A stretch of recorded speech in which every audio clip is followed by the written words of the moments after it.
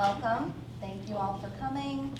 I'm Jenna Post, president of the middle school, the SCA president of the middle school.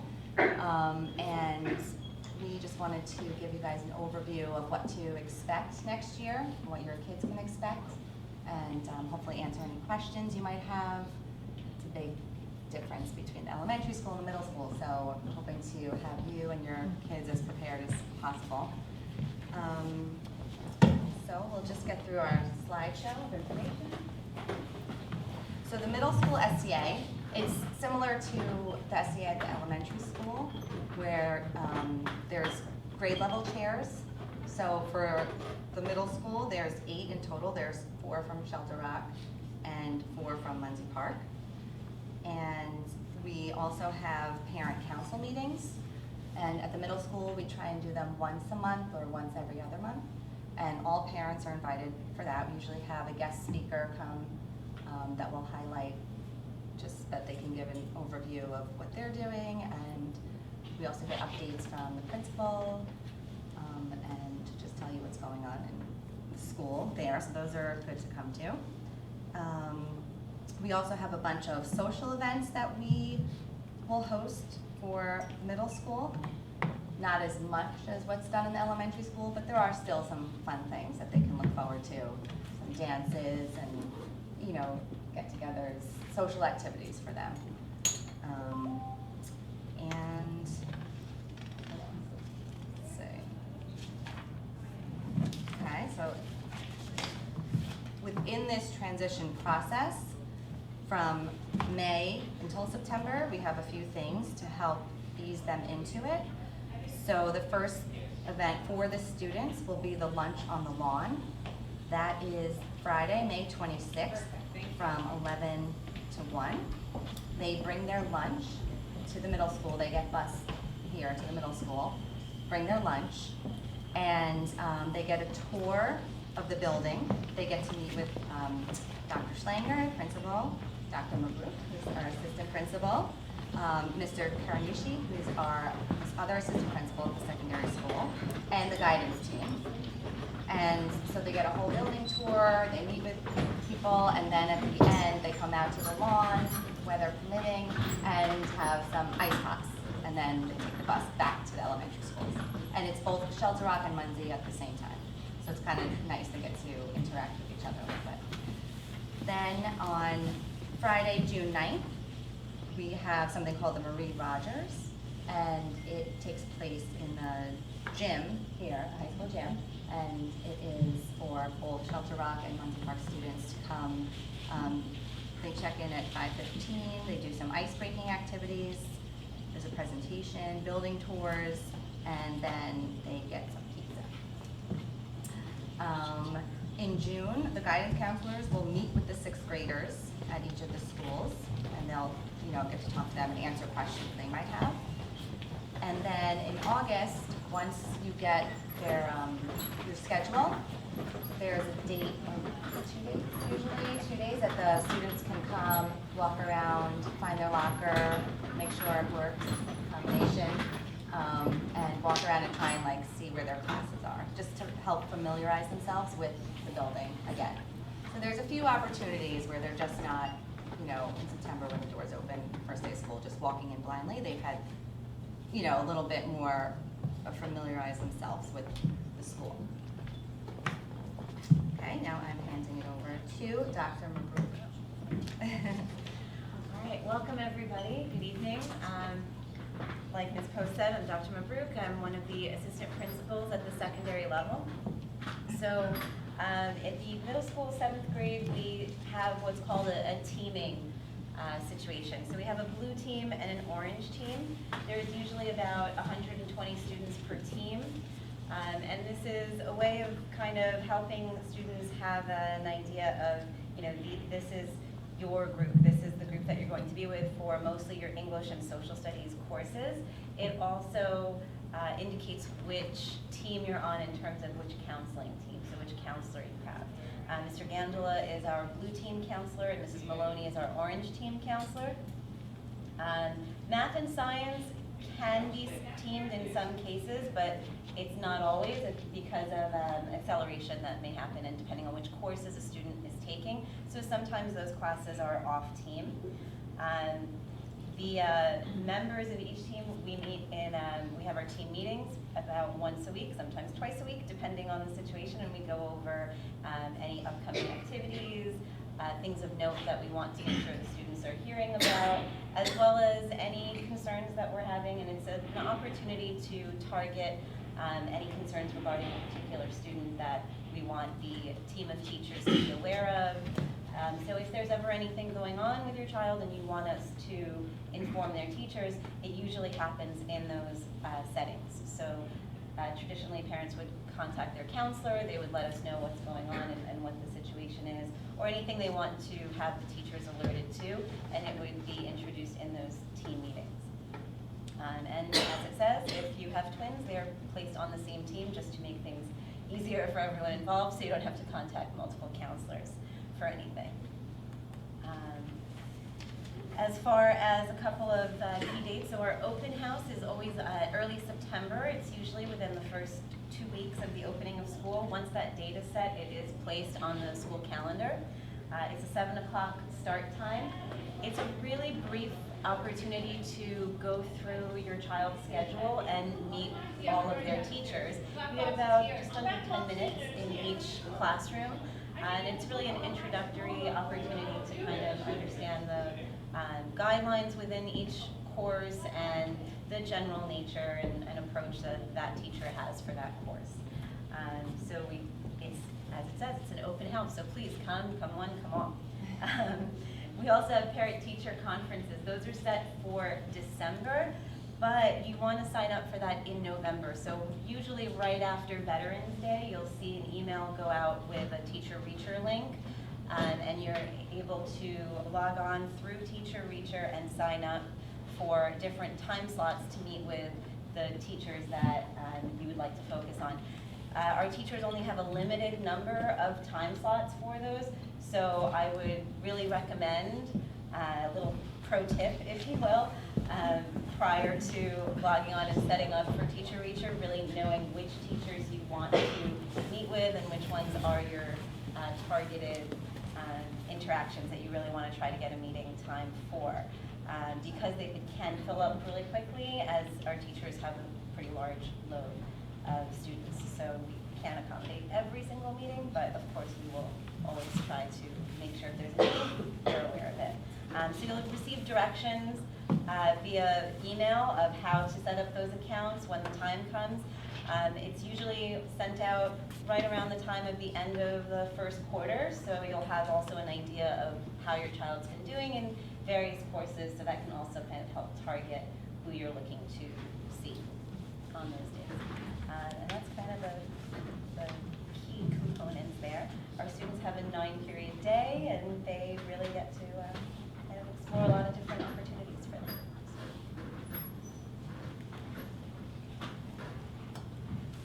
Hi everyone, good evening. My name is Effie Battis. I have a 7th grade daughter, Juliana, and I just want to talk a few minutes about the online tools for parents and students. So first we have the parent portal, which I know you're all familiar with. You utilize for your 6th graders as far as report cards and etc. That same portal will be utilized for 7th grade. There is a seamless transition that goes on so that you don't have to do anything as far as registering them. Your first opportunity to really access that will be in August when their schedules are released. As discussed, the schedules will come out later in August. There will be 2 opportunities for students to come in. When the schedule is released, it'll have their locker number, combination, the location of all of their classes. So let me just, I guess, go to that. I know it's a little blurry. It's just really for a sample. And so this will be available. It's a time of great excitement when it does come out, and your child will be reaching out to you no matter where you are. You could be in a meeting or at the beach, and they will demand that you access the schedule right away because all the friends are finding out where their classes are. So it's very important to them. The class is the way, I just want to spend a moment to talk about sort of the odd and even, for those that are new to that, new to this. The schedule will be broken down by the odd and even days.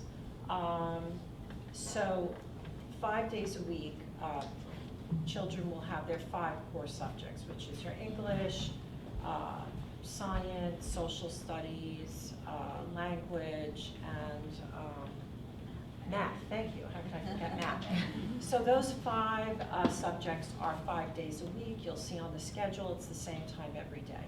But what varies day to day, and why there is an odd day and an even day, are what's called your exploratories, which is, can be, in the case with this student, as a sample, computer applications, technology, study hall, chorus. So depending on the day, if it's an odd day and the school day will start, the first day of school will start day 1 as an odd day. It does not correspond to the calendar, which I was confused. I was like, oh, but it's the 19th, so it's an odd day. No, it has nothing to do with that. It starts with an odd day, then it's an even day, and then let's say it's the weekend, you pick up on Monday with whatever is next, odd, even, odd, and that's how the schedule goes. And so that takes some getting used to, but the children manage very well to adapt to that and know their schedule. Discuss, I guess. Oh, Canvas. So Canvas also, oh, and by the way, the parent portal, please make sure you're updating your email information so that you're getting all of the notifications from the school. That's your place to do all of that, update any of your information. The Canvas app.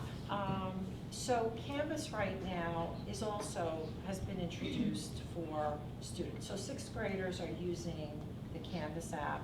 I think the elementary school does a great job of, getting students ready for 7th grade, including, understanding and knowing how to really navigate the Canvas app.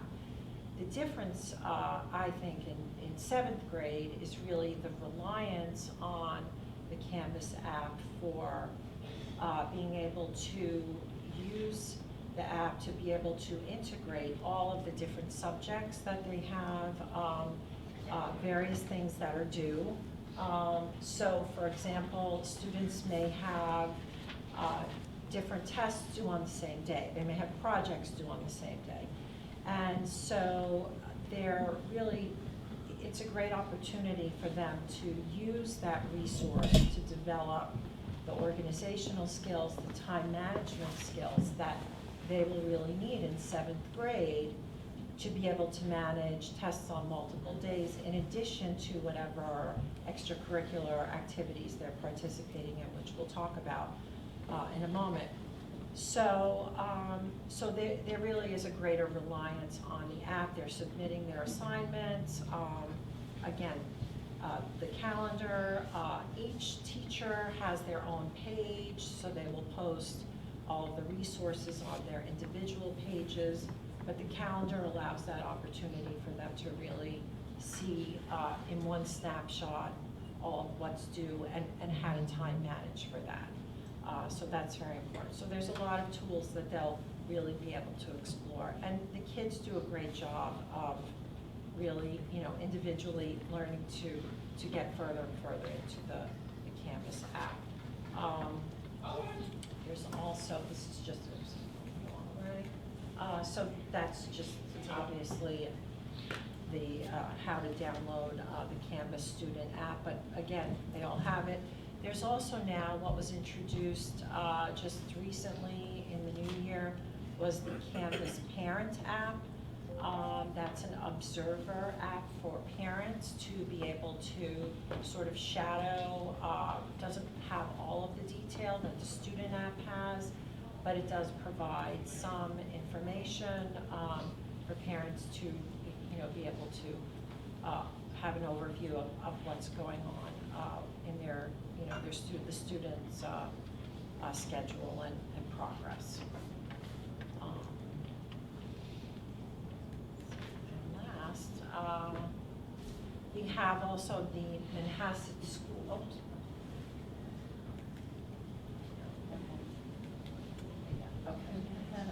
We have the Manhasset Schools mobile app. I would recommend downloading that as well. That is for the whole entire school district. It's not explicitly for the middle school or high school, but it has a lot of great information about what's going on various activities throughout the district. So I'd encourage you to do that. The odd and even days are there. I'll tell you, the only thing I want to say in conclusion is, myself as a parent, I have no idea what day it is, if it's an odd or an even day. I leave that up to my child. I sat here last year, I sat there actually, and heard all of this and said to myself, I don't know how my child's going to navigate all of these changes. And I can now look back and say that they're ready. The students, your children, they're ready.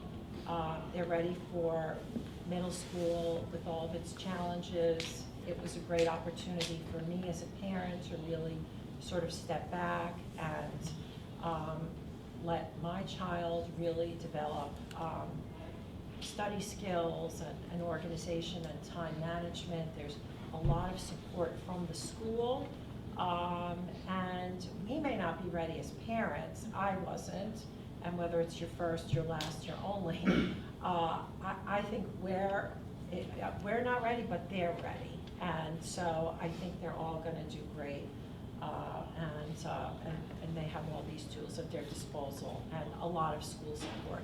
So I think 7th grade is a great time to let them grow, and as parents, just let them do that. So thank you. Thank you. Hi, my name is Anita Gold. I have 3 children, 2 of whom are in college, and my youngest is in 7th grade right now. And like Effie said, we were all in this position. We're all nervous about our kids going into a new school building. Down. Okay. So really, the biggest difference is you're entering a new physical space, and all of you went through the front doors. There are really 2 main entrances to the middle school. Is the middle school entrance, which you likely walked into, and then there's an entrance behind by the arches that leads to the gym area. Most parents in the morning, so if you were bused to school in elementary school, you may or may not receive a bus for middle school, so that's a big difference. For my student at least, we live close enough that he can walk, but to be honest, usually in the morning he's running late, and I would say it seems like everyone in the school, every parent seems to be driving their kid at 8 o'clock in the morning, so I would say leave a little early. If you're driving, there is a lot of traffic, and if they can walk, that's better. If they can get on the bus, that's better. The traffic, I don't know what the solution is. I know the school tried to address it last year, but it's just, I guess it's just a fact that you will be waiting to drop off your child. You can, just have to follow the rules, follow the arrows in the driveway, the cones, the crossing guards. They have a lot of crossing guards now to direct traffic. It is what it is. It's not ideal, so just be prepared that if you are driving your kid, if they can't get on the bus, or if they can't walk, and you are driving, you just have to leave a little early, and make time for that. Just keep it in mind. Have patience. Right, have patience, So this is the bell schedule. Like we said, there are 9 official periods. The zero period starts at 7:30, the school opens, and actually if your kid does take a bus, they can get there in time for zero period. And zero period, they don't officially have a class in middle school, but they can, a teacher might hold a review session for an upcoming test, which is actually very helpful, or if they're in band or orchestra, they have to take extra lessons outside of their class times, and those lessons might be during the zero period. They can schedule them at that time if they choose. So that period, it's actually really nice for the kids to come in a little early, meet with teachers, maybe, and teachers are amazing. Every single teacher, especially like 7th grade, they make themselves available to the kids at any time. So it's key, like they can, at any teacher you can reach out to and they will meet with your child, zero period or during their lunch period. 8:08 is the first bell for school, and that's usually when kids get to their classrooms, and then 4 minutes later, or at 8:13 I guess, there's another bell, which is the start of the period. Morning announcements happen between 8:13 and 8:18, so usually by that time the kids are situated and ready to hear the announcements. Sometimes they can happen later than that, but it's always during the first period. And that period is considered their homeroom, so their first period teacher is their homeroom teacher, and that's their homeroom class. From that, it's 42 minutes a period. There are 4 minutes between each period, which doesn't seem like a lot of time, but actually once they get into their routine, the classes aren't so far apart in middle school. I think their English and social studies, they're all very close to each other. They're able to get through their classes in the 4 minutes. It's not a big deal. I was nervous about that, and I have no sense of direction, but the kids can navigate very well. They know what they're doing, and of course I'm sure teachers make concessions for them being late in the beginning of the school year as they're figuring their way around the school. The lunch period can be, so it's different from elementary school. Now they can have lunch as early as 10:36, and they can finish as late as 1:36. So there's period 4, 5, 6, 7. They can have their lunch at any time, and like Effie said, there's the odd days and the even days. So let's say gym is a course that you don't have every day. It's either odd or even. So you may have gym on an odd day, period 5, and then on an even day, period 5, you may have your lunch. So the lunch may not be the same period, odd or even day. Most likely it's not. But the kids, they have different friends and their different lunch periods, and the way the tables are set up, let me just go to the next.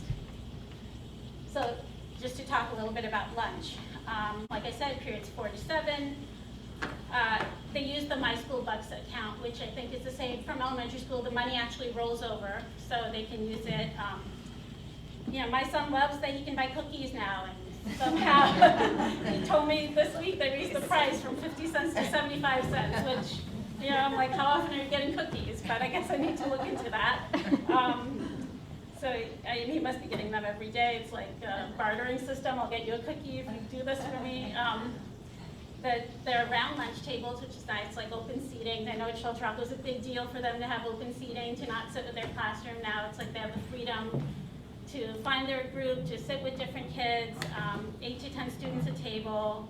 The lunch menu is listed in the MUFSD app. You're free to pack lunch. Kids can pack and buy. It's really, it gives them a lot of freedom, which, like the right level of freedom at this age, to make friends, to socialize, and it's a really important, I think that's a really important period. They don't have recess like they did in elementary school, so lunch is like their time to relax and their time to do what they want to do. One thing I wanted to say, in 7th grade, they also have a transition. Let me just go to the next. So I'll talk about this. The Wellness Center is a brand new space that was created just for our middle schoolers, which is amazing. I think this is such a unique resource for Manhasset students, and we're so lucky to have it because this space is in the middle school wing, and there is a team. You can see the counselors, Mr. Gandula, Mrs. Maloney, and Miss Barberry Smith and Miss Antonio.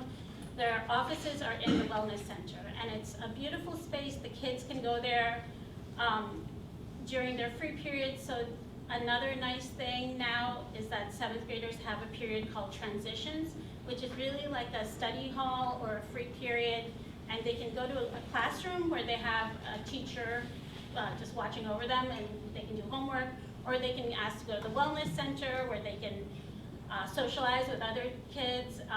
And I think that's a really big deal, the transitions period where they get to relax, because they're young, but they do have a lot of stressful, stresses that maybe they need a break. They need the lunch period, they need the transitions, they need to talk with other kids during the day. So the transitions period, I think, is such a great thing that they've incorporated into their schedule this year. And the wellness center, I mean, it says it's a calming setting where students can work independently or in small groups on academics or fun activities with board games. They can go on their phones if they want. It's like whatever they feel comfortable doing. And it's staffed. Hangout location. Yeah, it's a hangout location, which is Big nice. morning hangout. Yeah, and they're meeting kids from the other elementary school. They're breaking away maybe from, or maybe not breaking away, but they're enriching their lives with other friends and other experiences. So this is really a nice development, which really wasn't there when my older kids were in middle school. So I really am grateful for this. And I'm going to turn it over. Hi, I'm Trish Desi.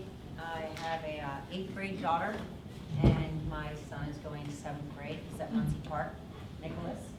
I'm here to talk about Manhasset Middle School athletics.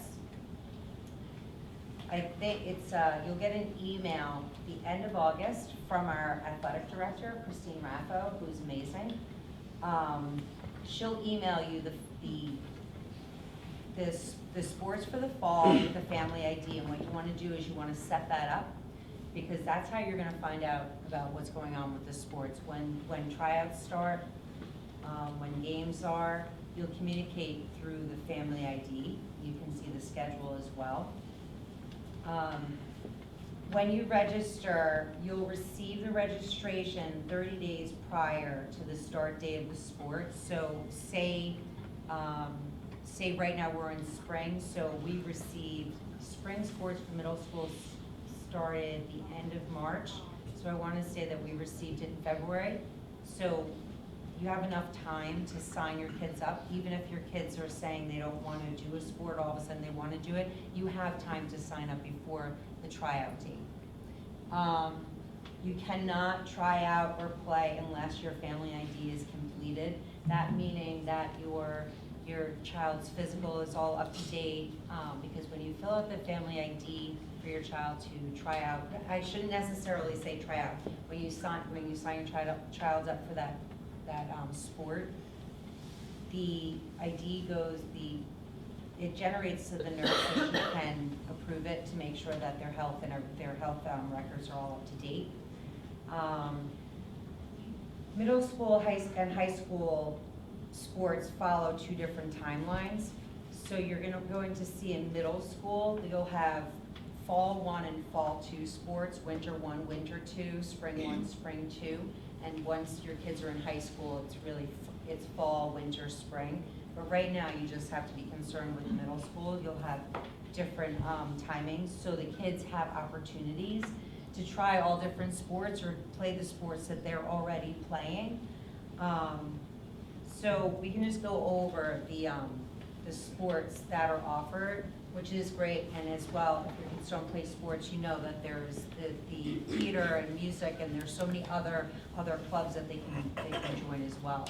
So starting with fall for girls programs, they have cross country, field hockey, soccer, swimming, tennis. Crew is an awesome one that's been added to Manhasset over the past, I want to say 15, 20 years. That's a great one for girls that may not necessarily be in, play lacrosse or field hockey or soccer or whichever it is. Maybe they want to try crew. So, keep an open mind. And then your boys are cross country, football, and soccer and crew. Then you see winter 2. If you look at the timeline, that's November for winter 2, and then it basically ends like right before Christmas break or holiday break, and then winter 2 starts in January. And that's offering. You'll see winter 1 offers a lot more. They offer girls volleyball, girls track, boys basketball, boys swimming, boys track. Winter 2 is just basketball and swimming.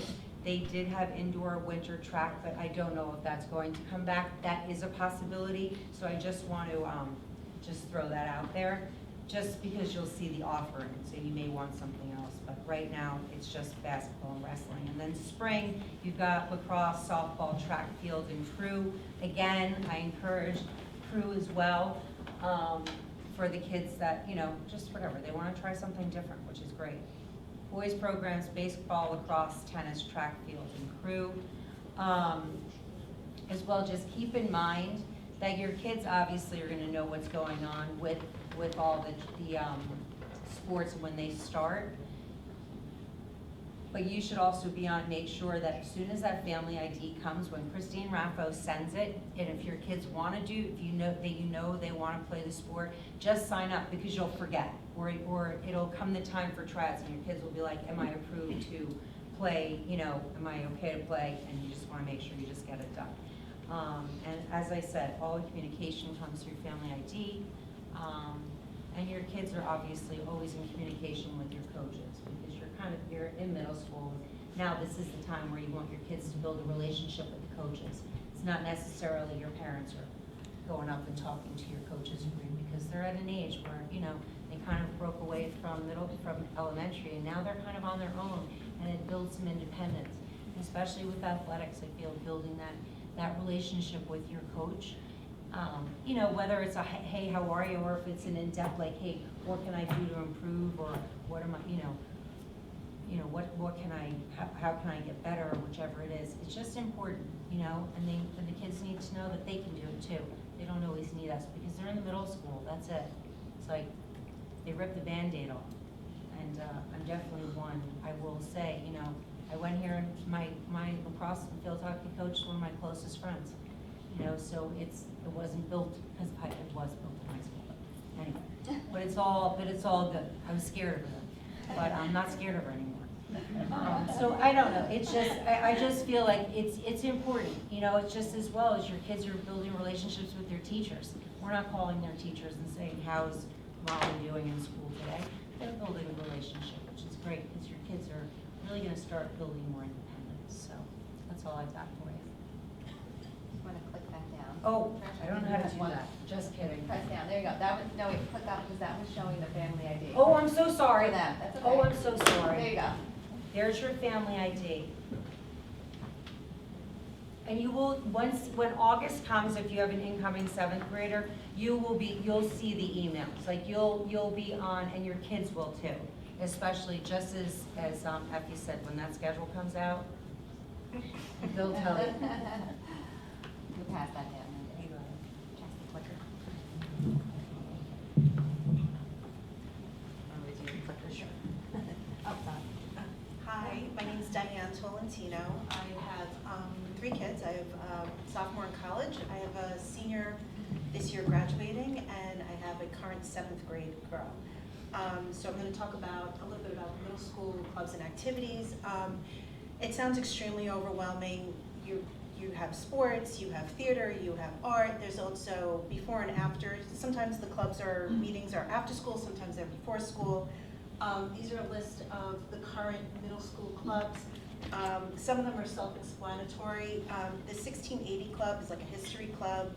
The Casa Connect Club, that focuses on wellness and connecting with your peers. Cultural Club, that discusses different types of cultures. You can share heritage and discuss your heritage in that club. There is a student government club for middle school where there is, I think it's combined, 7th and 8th grade, the government club, right?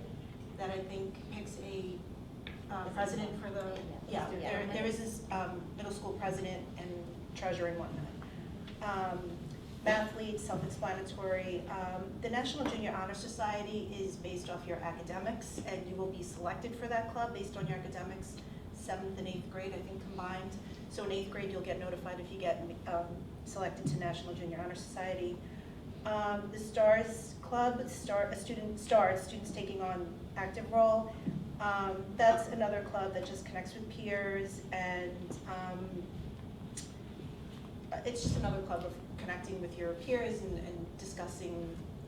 Great for like our new entrants, especially Yeah. people who are new to the district. We tend to refer them to STAR, and it offers a kind of like a mentoring opportunity and a peer that you Yeah. can. It's connect also with. a high school club too, so it might piggyback off some of the things that the high school is doing too. This will all be on the website, and that, which is gonna be your best friend, and I would look there before you actually call the school. All the information will be on the website. You're not gonna get an email sent home, hey, this club's going on, make sure your student signs up for this. All the information goes to your student. It's their kind of responsibility as they move into middle school. This is the transition of them taking responsibility of what they wanna get involved in, what they wanna be a part of. And so it will go to them first, and then maybe you might hear about it, maybe you might read about it, and then you could ask your kid, oh, did you sign up for this? And she said, I'd say maybe a fraction of them probably do get involved in middle school clubs. They're just really trying to find their way. I definitely would encourage it. It's not, if they didn't get into a club right now, they can't get into it in high school. It's not at all like that. A lot of kids are just still trying to find out what they like. Maybe they want to do drama and theater in 7th grade, and the next thing you know, they're this great tennis star by 10th grade, and they drop that, or vice versa. So there's plenty of opportunity for everybody to get involved, whether it be theater, drama, activities, sports, all the information. I guess my biggest thing to say is that a lot of the information is going to the students first, and it's your kind of response where I feel like how I worked it with my kids was to kind of know what's going on by reading the website, seeing what's happening. Like daily announcements are also listed on the website. If you ask your kid what happened in school today, what did you find out, they're going to tell you nothing. So, right? Nothing. I don't know. I didn't know about that.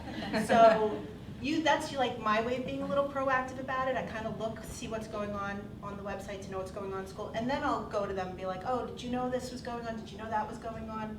What about this? What about that? And the answer will be like, oh, I don't know, maybe, and they take it from there. But there is plenty of opportunity for kids to get involved. If it doesn't happen 7th grade, it can happen 8th grade, and it can definitely happen in high school.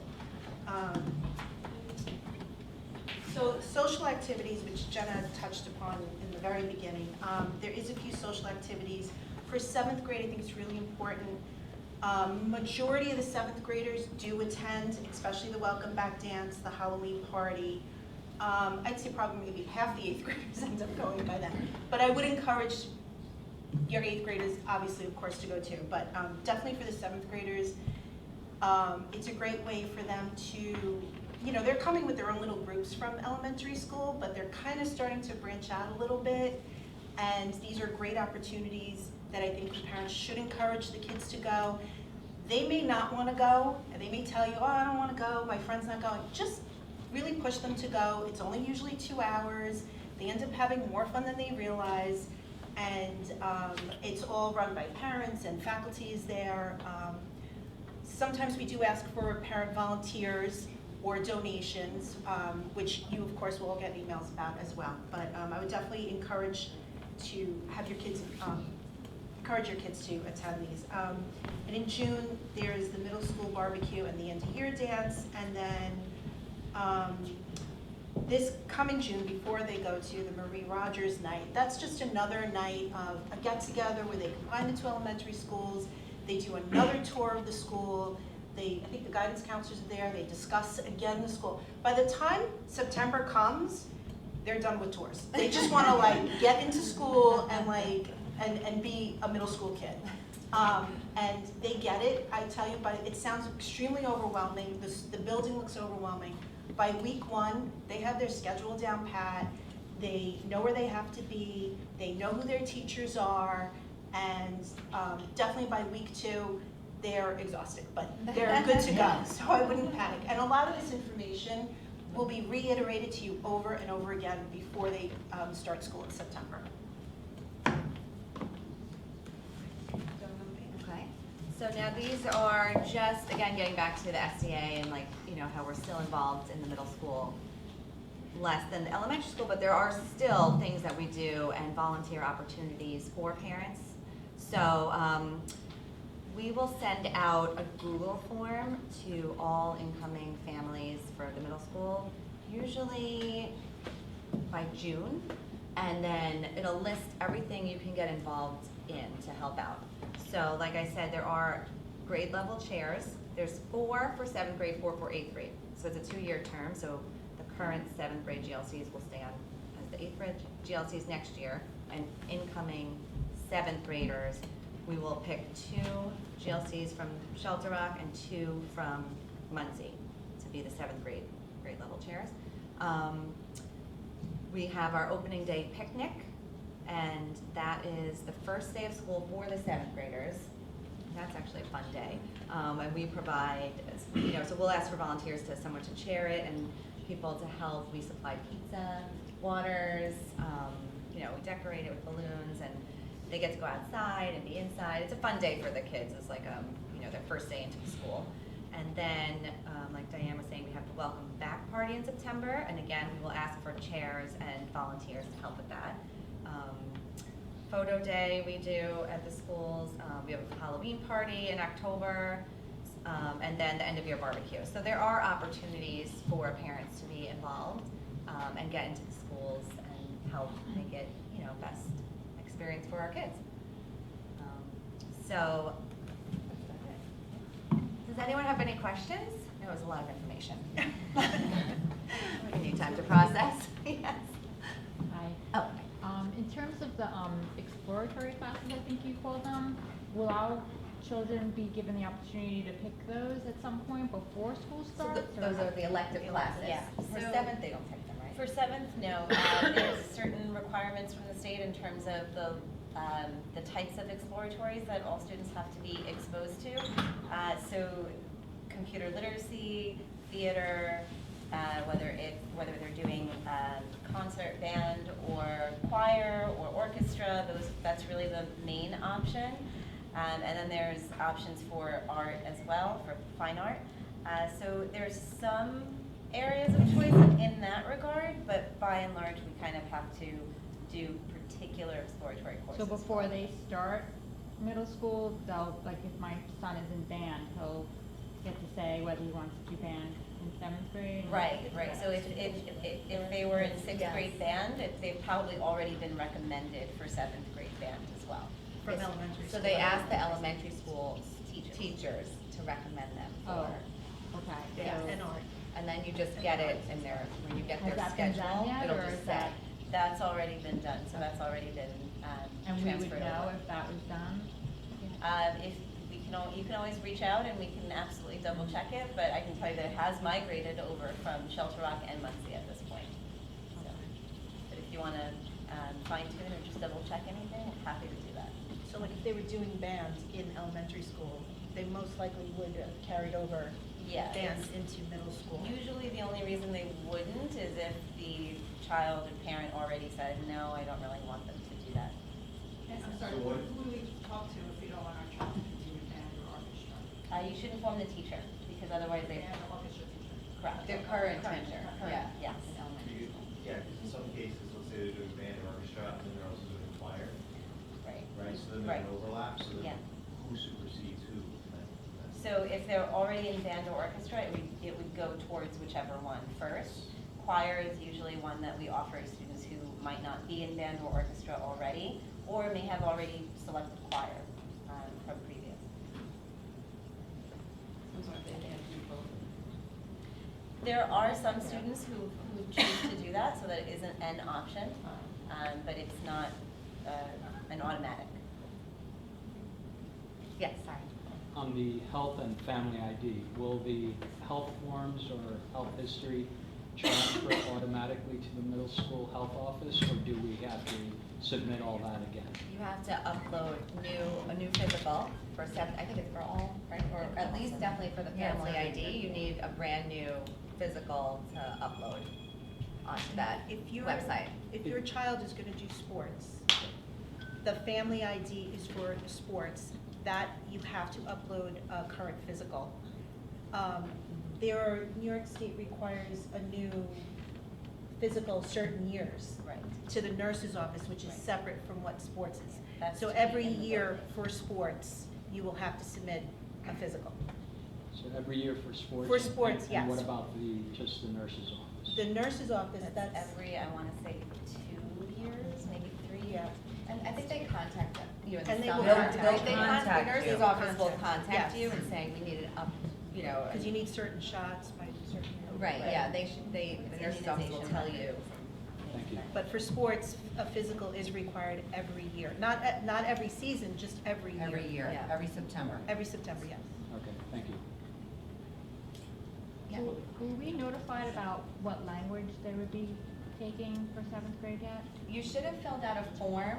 Yeah. Wait, Trish, because you have a sixth grader. Did you fill that out Yeah, yet? you filled out the form, but then when you get the schedule, You don't know until you get the schedule, what Yeah. you pay, but you should have filled out first choice, second choice, third choice. Yeah. Oh, yeah, sorry. When they supposed to school, can they drop out once it's not like theater, for example? One month in is out, drop out? If we're talking about the theater production, the after-school component, then, The clubs. oh, the clubs. clubs? Yeah. Yes, there's no commitment of a certain amount of time. and Mandatory, if- and you have to sign up for some club. No. It's not a bad idea for some students to kind of just, they might want to just get their feet wet in the beginning and really see how they're doing with their academics first before deciding what else they want to take on. A lot of our students choose to do that as well. Some are ready to go and know they want to do this sport in this club right away, and that works for them. Right, that's why I said, like, don't worry, if they don't want to do seventh grade, Yeah. a club in seventh grade, they can of course pick it up in eighth. If they don't even want to do a club in middle school at all, they can of course do it in high school. Yeah. So it's not, the clubs are optional. The same goes for the sports, I guess. Sports Yeah. also, yes. and sports generally, That's optional. practices end between like 5 and 5:30, so like, you know, the kids get home, it's pretty manageable with homework, and Right. that's another thing they have to kind of, they've got to balance that too. But you can't drop a sport, like if you make, you know, like my son tried out for tennis, there Yeah. were 40 kids trying out, so he can't now quit because there were other kids who wanted that spot. So if you join a team, you have to stick it out for the season. Right, well, they should, Yeah. Yeah. Yeah. Oh, yeah, and the blue jacket there.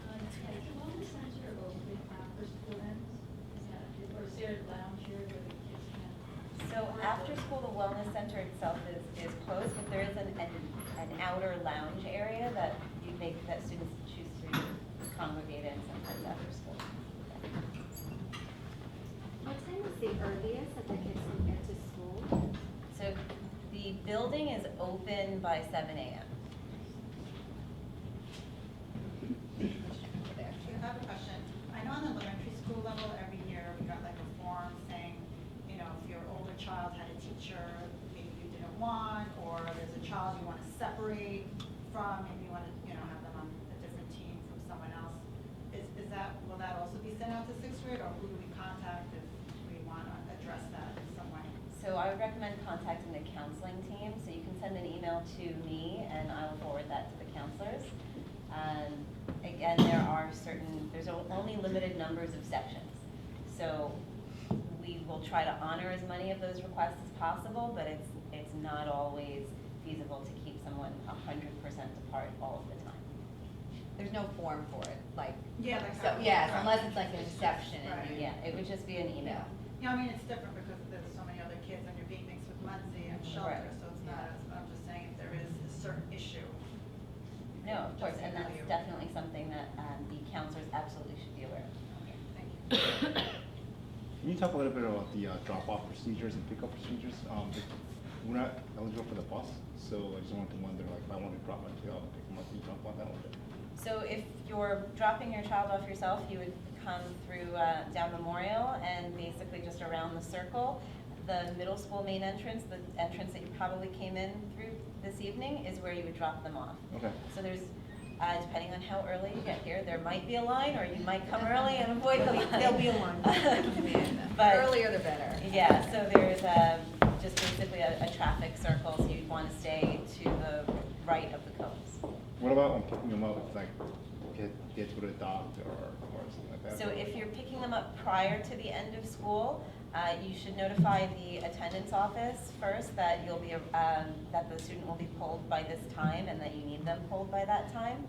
And then you can proceed to the security office on your arrival. You can go there and they'll call the student down for you if they're not already there.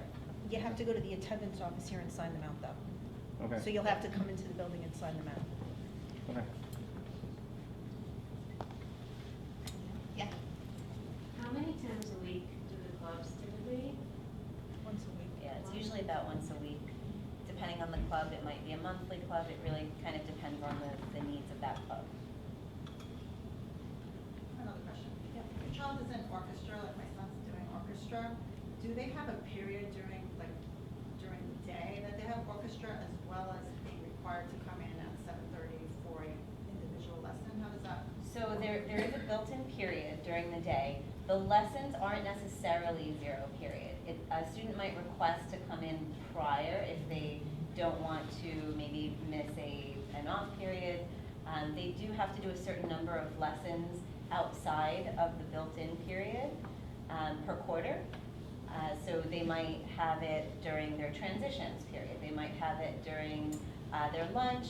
They may choose to come in the morning if that's preferable to them. But they won't take them out of like math or like science that they do now, like how they do now in elementary school? It may be scheduled that way, but the student can always say, no, I need to be in this class and I would rather come during this period.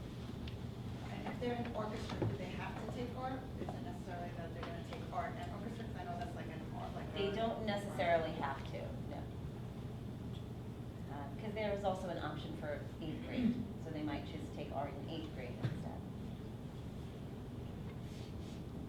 That's a high school thing you're talking about, the orchestra covering art, like that's a certain credit they have to cover. Yeah. That's a high school thing, That's- like, it doesn't, that's not. At the middle school level, it's an exploratory because it's not necessarily credit bearing, so that's why we call them exploratories.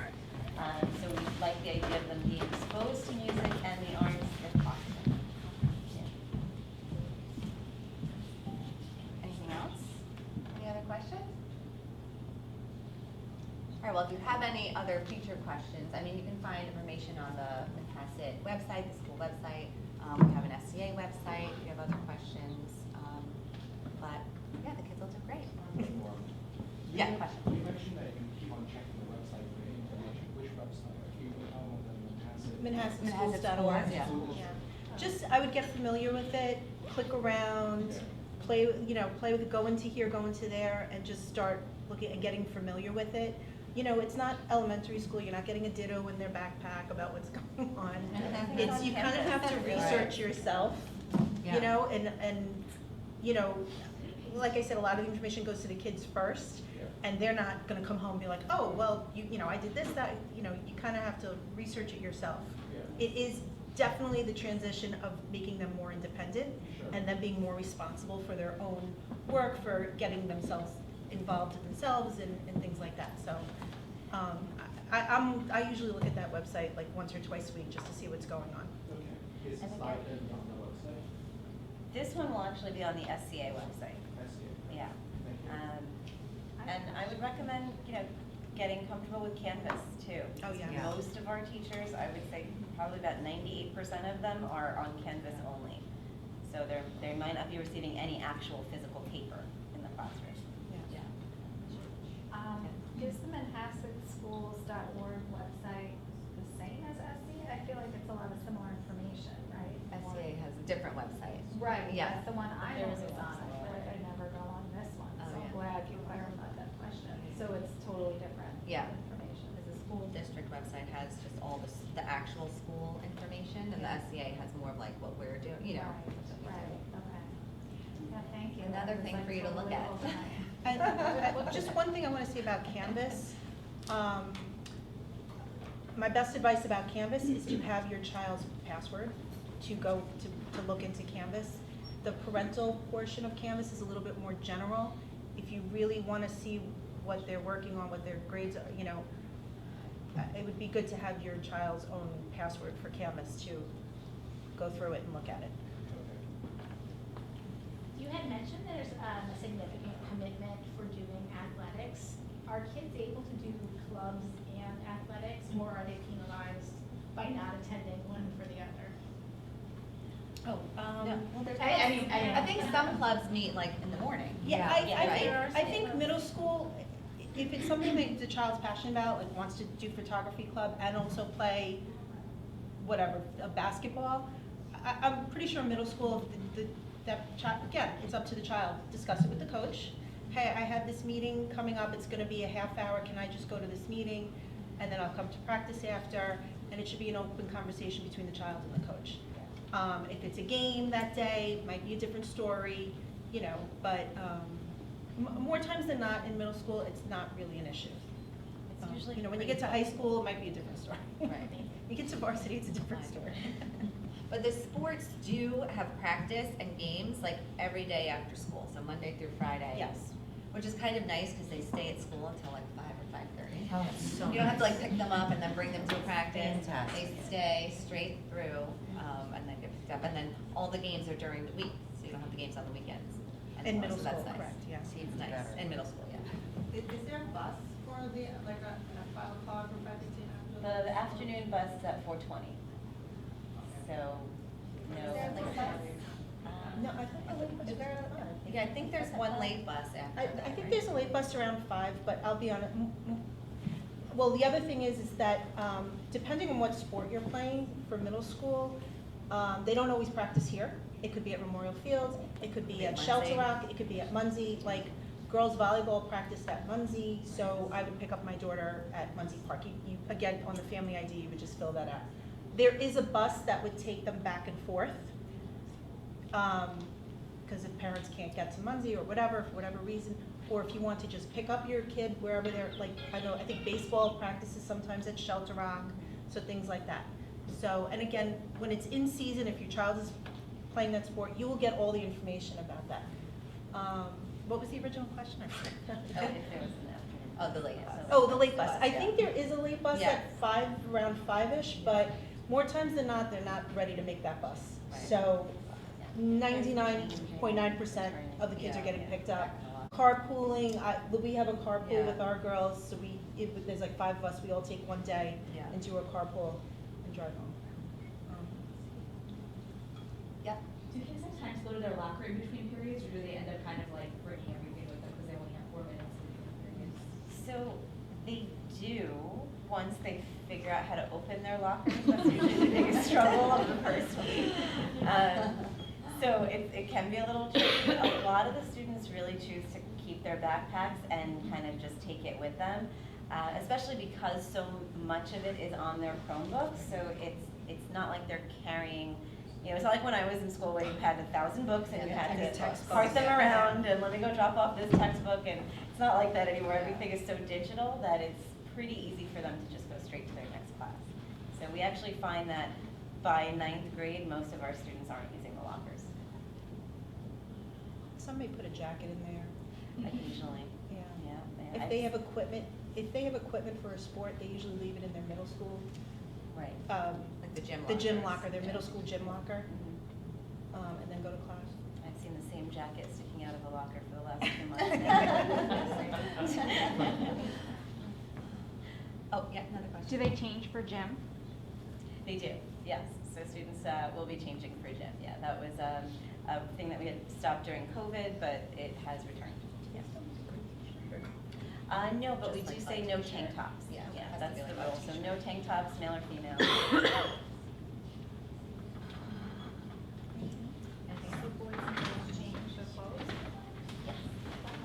In the locker. Into whatever athletic apparel they Yeah. Boys probably don't have to change that much. Yeah, they're already wearing Usually their the clothes. boys are in their gym shorts already. Yeah. So. Oh, I think you mentioned gym either on odd days or even days. Does that mean some weeks they have it 3 times a week and some Correct. weeks twice? Yes, Exactly. yes, depending on the week. If you drop off earlier, do they, like, where do they go? Do they eat? Do they? So take the something 7th out? graders are the group that is allowed to be in the wellness center in the morning. So they have the wellness center on the interior as well as the lounge area. Many of our students also like to, the staircase that you'll see when you're heading towards the main entrance over here. Usually the 7th grade girls tend to hang out in that section as well. And they like to do laps in the morning. But that's the general 7th grade spot.